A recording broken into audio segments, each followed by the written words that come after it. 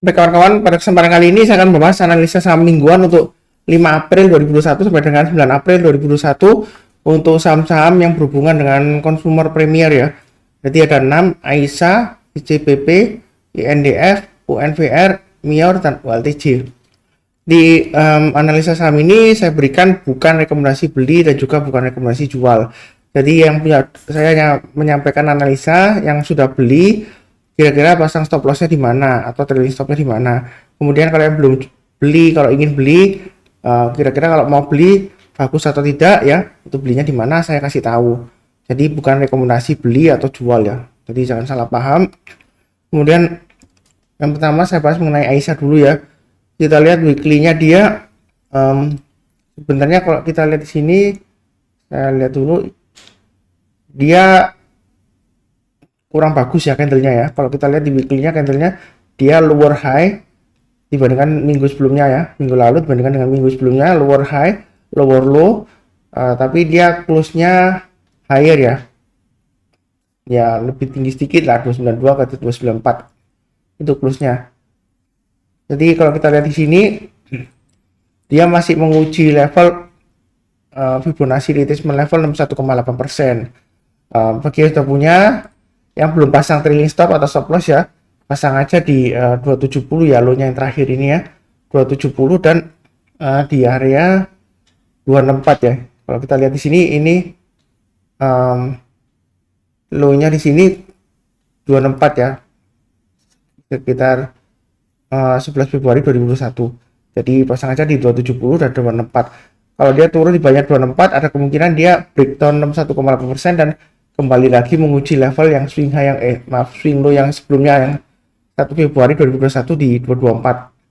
Kemudian bagi yang belum buy, karena saya tunggu kalau dia berhasil naik ke atasnya 300 ya. Fibonacci retracement 50% di atas 300. Kalau kita lihat di sini ini ada swing ada high 24 Maret, dia di level 300 ya, jadi pas di Fibonacci retracement 50% nya. Jadi kalau mau yang belum buy, kalau mau buy tunggu kalau dia sudah berhasil naik ke atas 300 ya. Kemudian target berikutnya dia akan menguji level sebenarnya dia akan menguji level 38,2% ya, berusaha untuk breakout ya. Tapi sebelumnya ada checkpoint ya, istilahnya checkpoint di sini 324. Jadi belinya bertahap aja, naik ke atas 300 beli, kemudian naik lagi ke atas 324 beli. Kemudian kalau dia berhasil breakout ke atasnya Fibonacci retracement 38,2%, kalau kita lihat di sini swing high-nya 338 ya. Jadi kalau berhasil naik 340 ke atas, itu boleh tambah lagi ya. Atau tunggu kalau dia sudah berhasil naik ke atasnya ini ya. Kalau kita lihat low-nya di sini swing low-nya 344. Jadi kalau naik ke atas 344 lagi, tambah lagi ada kemungkinan dia mencapai target ke area sekitar Fibonacci retracement level 23,6% yaitu kurang lebih di 390 sampai dengan 400 ya. Kalau dia berhasil naik ke atasnya ini 420, boleh tambah lagi atau average up ya. Nanti dia akan berusaha untuk break higher dari 22 November 2020 ya, yaitu di atas 472. Ada kemungkinan ada ya. Nah, kemungkinan jadi belinya bertahap aja ya. Mulai dari 300, ini ada checkpointnya di sini 324, kemudian checkpoint di sini bisa pakai 338 atau sekalian di sini tadi saya sebutkan ada low-nya di sini ya, 344, naik ke atas 344 lagi tambah lagi, kemudian naik lagi ke atasnya ini 390, boleh tambah lagi gitu ya. Jadi buy-nya bertahap aja, nggak perlu terlalu agresif karena volume transaksinya juga masih lesu ya di sini ya. Walaupun 3 hari terakhir dia di atas rata-rata ya, mulai menanjak tapi sedikit banget ya, di atas rata-rata 5 harinya. Yang berikutnya ICBP ya, di analisa saham mingguan sebelumnya saya sebutkan dia bagus ya. Kemudian minggu lalu dia cenderung terkoreksi ya, testing area ini ya, Fibonacci retracement level 23,6% ya. Dia low-nya kalau kita lihat dia masih bertahan di atasnya 8.800 minggu lalu ya. Kemudian untuk high-nya dia lower high, close-nya dia juga lower close ya dibandingkan minggu sebelumnya. Jadi dia masih dalam perjuangan untuk menembus ini ya, retracement level 38,2%, karena sebelumnya itu minggu lalu dia terus terang berusaha untuk bertahan di atasnya ya, tapi ternyata minggu terakhir dia gagal. Nah, bagi yang sudah punya, kalau belum jual, pasang aja trailing stopnya. Kalau kita lihat di sini di 8.900 ya, pakai swing high-nya 2 Maret 8.900 dan di 8.800. Jadi kalau dia turun banyak 8.800, jual dulu semuanya, karena dia ada kemungkinan balik lagi ke menguji area sekitar low-nya 8.500 sampai 8.300 ya, di bawahnya lagi ya. Bagi yang belum buy, saran saya sih tunggu breakout aja ya. Kalau dia sudah berhasil breakout naik ke atasnya 9.000, kalau kita lihat di sini 9275 ya. Jadi kalau dia sudah berhasil naik ke atas 9275, boleh buy ya. Kalau kita lihat di sini dia, saya sudah jelaskan sebelumnya, dia masih cenderung downtrend dan ini sudah masih berjuang untuk up, untuk bertahan di atas Fibonacci retracement di 8,2%. Jadi belinya tunggu kalau dia sudah berhasil naik breakout ke atas 9275 ya. Kalau sudah berhasil naik ke atas 9275, maka target berikutnya kurang lebih di area sekitar 9.550 sampai dengan 9.575. Dia akan menguji swing high yang di sini ya, 9575. Jadi istilahnya checkpoint sebelum dia mencapai target 61,8% ya, di 9.750-an kurang lebih ya. Kalau dia berhasil naik lagi ke atas 9750, boleh tambah lagi. Dia akan menguji swing high di sini ya, 9.900 ya. Nah, kalau dia naik lagi ke atas 9.900, boleh tambah lagi. Ada kemungkinan dia mencapai target kurang lebih sekitar 10.200-an sampai dengan, kalau kita lihat dia di sini 10.225. Itu untuk ICBP ya. Memang cenderung lesu ya, dia berusaha bangkit tapi sayangnya gagal bertahan di atas 38,2% ya. Ya mudah-mudahan aja minggu ini dia berhasil ya. Mungkin aja karena sentimen mau puasa ya, hari raya lebaran, ya mungkin aja dia akan naik ya, siapa tahu. Kita kan belum tahu juga ya. Yang penting kita sabar aja, fokus dan tetap disiplin selalu ya. Jadi kalau breakdown di bawah support ya tuh kita jual dulu. Kemudian kalau sudah berhasil rebound, breakout resistennya, kalau trennya sudah mulai uptrend kembali ya boleh buyback kembali gitu ya. Kemudian untuk INDF, kita lihat di sini weekly-nya dia sebenarnya lumayan bagus, hanya saja closing-nya dia jelek ya. Kalau kita lihat di sini dia higher low, higher high ya. Untuk minggu lalu ya dibandingkan minggu sebelumnya, hanya saja close-nya dia sedikit di bawahnya minggu sebelumnya. Minggu lalu close-nya sedikit 6750 close sebelumnya, kemudian minggu lalu 6725 close-nya. Jadi sedikit di bawahnya.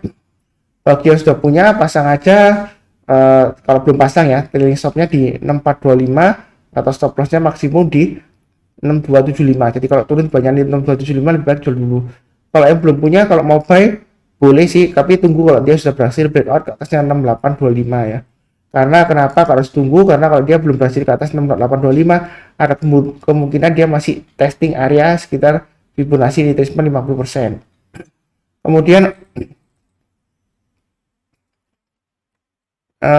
target berikutnya, kalau sudah buy ya, jadi naik ke atas 6825 buy, target berikutnya dia akan menguji level kurang lebih di area Fibonacci retracement 38,2%. Di sini kalau kita lihat ada swing high-nya 7025, jadi ada kemungkinan dia menguji level 7025. Kemudian kalau berhasil capai target, bukan berarti jual ya. Kalau semalaman dia masih bagus, berhasil naik lagi ke atas 7075, maka target berikutnya adalah di area sekitar 7350 ya, kurang lebih ya.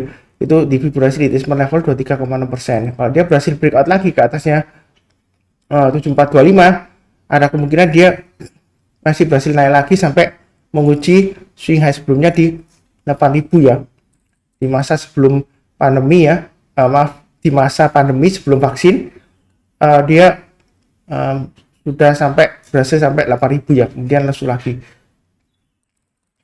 Hanya permasalahannya di INDF ini hanya karena sebenarnya fundamentalnya bagus ya, mungkin investor ada yang takut karena terakhir akuisisi perusahaan ya, itu akuisisi perusahaan nilainya tinggi ya, dan kedepannya kinerjanya gimana nggak tahu juga ya. Itu kalau salah perusahaan PHC ya, Pine Hill kalau salah namanya, saya nggak lupa, nanti itu dicek lagi ya. Jadi memang dibeli di harga premium ya oleh grupnya Indofood ya. Tapi kalau nggak salah juga digaransi ya returnnya berapa persen gitu digaransi katanya sih gitu. Tapi harganya pembeliannya cukup tinggi dan cukup besar ya. Ya mudah-mudahan kedepannya bagus ya, bisa naik lagi ke atasnya 8.000 ya untuk INDF. Kemudian untuk Unilever saham ini memang cenderung banyak yang komplain ya, ini saham big caps blue chip kok turun terus gitu ya. Ya memang ini sahamnya kalau PBV-nya dia cukup mahal ya Unilever ya. PI rasionya juga cukup mahal, tapi dia ROE-nya masih cukup bagus ya, walaupun masih lesu penjualan terakhir. Kalau kita lihat di sini, kita fokus di pergerakan harganya saja ya. Untuk weekly-nya dia close-nya sudah higher dari sebelumnya ya, tapi dia high-nya dan low-nya dia sayangnya dia lower ya dari minggu sebelumnya. Jadi bagi yang sudah punya, pasang aja stop loss-nya kalau dia turun lagi di bawahnya 6450 ya. Memang sebelumnya saya bilang 6475, kalau ini lower low lagi 450 ya. Kalau sudah jual kena trailing stop atau stop loss ya, ya lebih baik tunggu dulu karena dia cenderung akan menguji sideways-nya area di sini ya. Dia akan berjuang untuk naik ke atasnya ini ya 6800. Sebenarnya saya sudah sebutkan di analisa mingguan ya, mamanya ya tunggu kalau dia sudah berhasil naik ke atas 6800 ya, karena sebelumnya saya menggunakan acuan swing high di sini ya. Ini dia gagal terus turun lagi ya. Jadi untuk amannya untuk Unilever memang tunggu kalau dia sudah berhasil naik ke atas 6800 ya. Ada kemungkinan dia mencapai target Fibonacci retracement level 50% ya. Kurang lebih kalau kita gunakan checkpoint di sini ya, sekitar 7.000 ya bisa tercapai. Jadi belinya bertahap, kalau naik ke atas 6.800 beli, kemudian naik lagi ke atas 7.000 tambah lagi beli lagi ya. Kemudian kita lihat di sini ada semacam resisten kecil ya, minor ya, 7175 minor resistance. Nah ini kalau berhasil naik lagi ke atas 6175 boleh tambah lagi. Targetnya masih di Fibonacci retracement level 38,2% ya, kurang lebih di sekitar 7.450 sampai 7.475 ya, atau 7.500 ya, di sini lah bisa ya. Jadi ada checkpoint lagi di sini 7.350. Jadi kalau naik ke atas 7.350 boleh tambah lagi ya. Yang menarik itu kalau dia sudah berhasil naik ke atasnya 7.500 ya. Kalau dia naik lagi ke atasnya 7.500 boleh tambah lagi ya. Ada kemungkinan dia akan menguji level di high-nya sebelumnya ya, di 19 Januari 2021 yaitu di 8.000 ya. Hanya saja ini karena sentimen 2 hari ya, tiba-tiba market merespon sentimen Unilever akan bantu distribusi vaksin ya, langsung naik gitu ya, 2 hari berturut-turut naik tinggi, kemudian turun lagi berhari-hari. Jadi ada kemungkinan kalau dia sudah berhasil naik ke atas 7.500 ya di sini ya, di high-nya 21 Januari 2021 ya, ada kemungkinan dia menembus level 8.000 ke atas ya. Hanya saja ya tetap aja di sini ada checkpoint ya. Nah, kurang lebih sekitar 7.800 ya. Jadi kalau dia bertahan di atas 7.800 ya, ada kemungkinan dia masih breakout ke atas ya, 8.000. Kalau dia naik lagi ke atas 8.000 nya 3,6% ya, ada kemungkinan dia mencapai target sekitar 8.800 ya. Di masa pandemi dulu sempat recovery ke 8.800 ya. Mudah-mudahan aja sentimen nanti bulan puasa dan tahun baru ya, mudah-mudahan aja dia berhasil naik ya paling enggak lah menyentuh level Fibonacci retracement level 38,2% supaya teman-teman bisa cuan atau profit ya, minim ya. Syukuran kalau dikasih 8.000 ke atas ya. Kemudian untuk berikutnya saya bahas mengenai Mior ya. Candlenya minggu lalu masih jelek ya, masih sama sebelumnya jelek, 3 minggu terakhir jelek ya, tapi dia berusaha untuk bertahan di atas 23,6% ya. Sekarang testing ya, istilahnya menguji level 23,6% ya retracementnya ini ya. Dia minggu lalu itu lower high dan lower low dan lower close ya, untuk candlenya ya. Jadi yang sudah punya hati-hati kalau dia turun lagi, kalau Senin dibuka turun di bawahnya 2560 ya jual sebagian. Kalau turun di bawahnya ini 2510, saran saya jual semuanya karena dia akan menguji level di dekat Fibonacci retracement level 38,2%, kurang lebih di area sekitar 2350 sampai 2300 ya. Jadi Yang sudah punya hati-hati aja pasang stop loss dan trailing stop ya. Siapa tahu ada yang beli di bawah jadi pasang trailing stop ya, bukan stop loss ya. Jadi yang sudah punya kalau beli di atas ya pasangnya stop loss ya, istilahnya stop loss. Kemudian bagi yang belum punya, saran saya sih kalau mau amannya ya tunggu kalau dia sudah berhasil naik ke atasnya 2730 ya. Kalau kita lihat di sini ini resistennya cukup kuat ya, 2730 ya. Ini gagal ditembus ya ke atas ya, 2 minggu sebelumnya ya. Kita lihat di sini, jadi tunggu kalau dia sudah berhasil naik ke atas 2730. Kemudian target price berikutnya kurang lebih di sekitar area 2800 sampai 2810. Jadi target price itu bukan jual ya. Jadi kalau dia berhasil naik lagi ke atas 2810 boleh tambah lagi buy up, average up ya. Kemungkinan dia akan menguji level 2940 ya. Jadi 2900 sampai 2940 ya. Kita lihat di sini swing high-nya 1 2 3 ya. Di 2940 sama semua ya. Ada kemungkinan menyentuh, ada ya. Jadi banyak bertahap mulai kalau dia berhasil naik ke atas 2730. Kalaupun mau curi start ya, Pak Sunar saya mau curi start lebih awal. Jadi belinya di mana? Paling nggak ini ya, tunggu kalau dia sudah berhasil naik ke atasnya. Ini kalau kita lihat di sini ada swing low-nya di 22660 ya. Jadi kalau saya gambarkan di sini 2660. Jadi tunggu kalau ini akurat kan di sini 31 Maret ya. Hanya dia 2660, dia gagal breakout ke atas 2660, dia malah turun kembali ke atas ya. Maksud saya turun ke bawah ya. Jadi paling awal kalau mau curi start, kalau mau buy ya, itu kalau sudah berhasil naik ke atasnya 2660, kemudian kalau naik lagi ke atas 2730 barusan ditambah. Itu kalau mau lebih awal. Kalau mau amannya ya tunggu kalau dia sudah berhasil naik ke atas 2730. Cuma kita lihat di sini volumenya, di sini ada volume kenaikan tinggi ya. Nah, ada kemungkinan ini distribusi aja ya. Jadi kemudian volumenya rendah gini ya. Jadi untuk MIAR ya asal disiplin aja, nggak perlu terlalu takut ya. Memang volumenya dia cenderung di bawah rata-rata 5 harinya ya. Kalau kita lihat di sini dia rebound dari bawah, dari sisi ini di 2510 naik sampai dengan 2810 juga volumenya di bawah rata-rata 5 harinya ya. Ini moving average volumenya. Jadi memang volumenya kecil ya. Jadi banyak ya secukupnya aja, jangan terlalu banyak, jangan terlalu agresif sampai pakai margin gitu ya maksudnya ya. Untuk itu untuk MIOR. Jadi masih resiko sih sebenarnya ya. Jadi tunggu ya. Tunggu konfirmasi di atas ya. Kemudian untuk ULTJ sebelumnya analisa mingguan saya bilang sebenarnya sideways ya, cukup bagus kalau mau spekulasi buy. Hanya saja penutupan terakhir dia jelek ya. Minggu lalu dia lower high, lower low dan close-nya di bawah 1505 ya. Sebelumnya di sini kalau kita lihat nomor 15 ya 1505 ya. Jadi kemarin minggu lalu ya low-nya sempat 1500.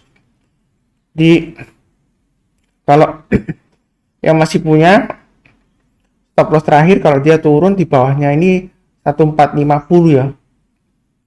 Ini ada low di sini ya, swing low di sini dan swing low di sini 1450 ya weekly-nya. Jadi kalau turun di bawahnya 1450 jual ya, kalau yang belum jual ya. Kemudian kalau yang spekulasi buy kemudian sudah jual ya, sana saya buyback ya, tunggu sekalian kalau dia sudah berhasil breakout ke atas ini ya 1545 ya.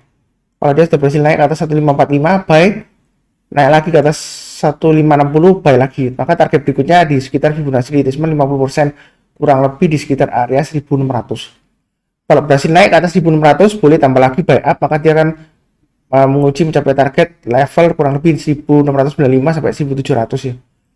Jadi Fibonacci retracement level 8,2%. Kalau dia berhasil naik lagi ke atas 1700 boleh tambah lagi istilahnya buy up, average up ya. Target berikutnya ya checkpointnya di sini ya 1790. Itu untuk WLTJ. Jadi kalau menurut saya sih ada peluang ya untuk minggu depan ya, karena ini masih sideways, tapi hati-hati juga ini sepertinya mau breakdown ya.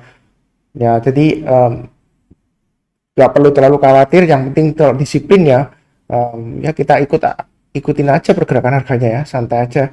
Asal belinya nggak terlalu agresif banget ya, karena ini volumenya juga sebenarnya ya cukup bagus ya 3 hari terakhir ya, naik volumenya, tapi harganya turun. Ya ada kemungkinan kalau volumenya naik harganya turun ya, dia kalau breakdown support ya, makin turun lagi volumenya makin naik, jadi makin orang panik pada jualan gitu ya. Jadi belinya agak ke atas saja ya, bertahap aja. Itu untuk ULTJ. Jadi sekian untuk analisa saham AISA, ICBP, INDF, UNPR, MIOR, dan ULTJ untuk analisa saham mingguan 5 April 2021 sampai dengan 9 April 2021. Terima kasih.